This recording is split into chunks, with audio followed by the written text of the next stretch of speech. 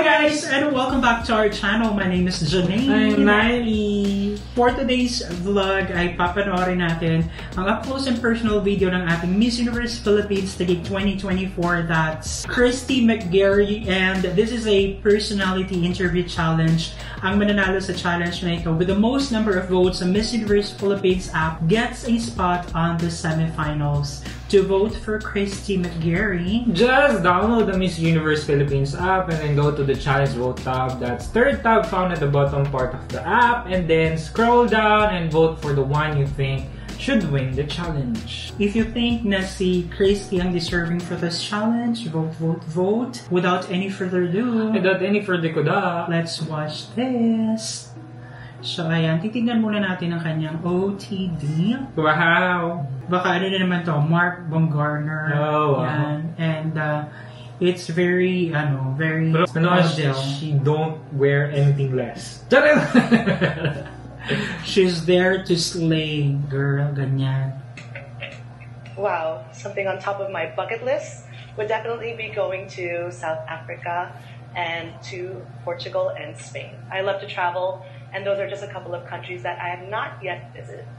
Oo, ang ganda nun. We're very Ang saya, specific. ang saya nung lugar na, or mga bansang nabanggit niya, yung South Africa, Spain, and Portugal.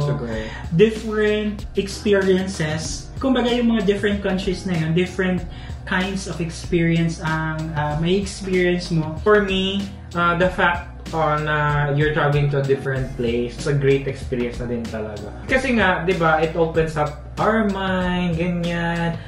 We are exposed to different cultures. Yung ano talaga, yung it's about new discoveries other than yung kung ano yung nakasanayan mo, kinalakan mo. So, yeah. I would love everyone to know that I'm someone that's down to earth, easy to approach, easy to communicate with, and easy to be your friend.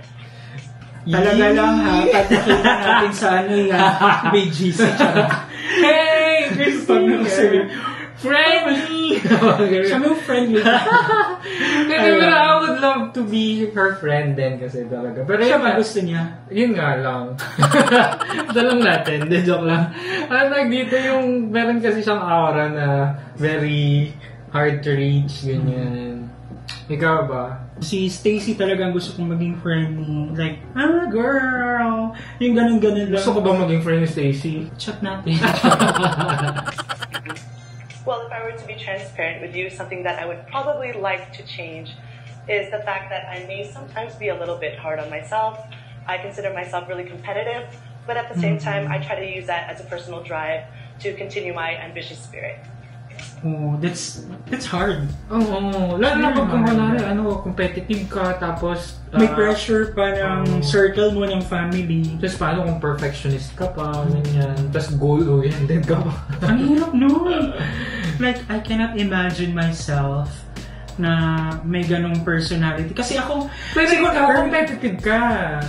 Hindi mo, competitive ka.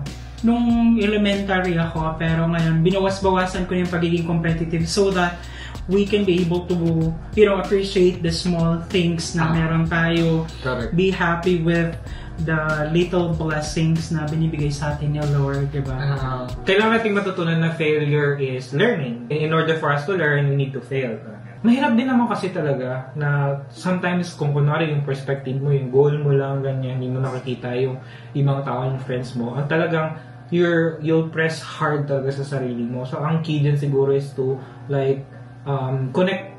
I think ang pinakamaganda dyan is to find a circle, yung mga peer na hindi ka mas pupukpukin, parang isusupport ka, and then they're just there to pat in your back. No, you're doing a great job. Like, you don't have to be hard on yourself too much. Parang Yun nga, sabi nga dun sa isang post na parang dapat ang friend, pag kunwari may problema yung isang friend, do not scold, do not give your opinion, just be there, just be present dun sa pinagdadaanan mo kaibigan.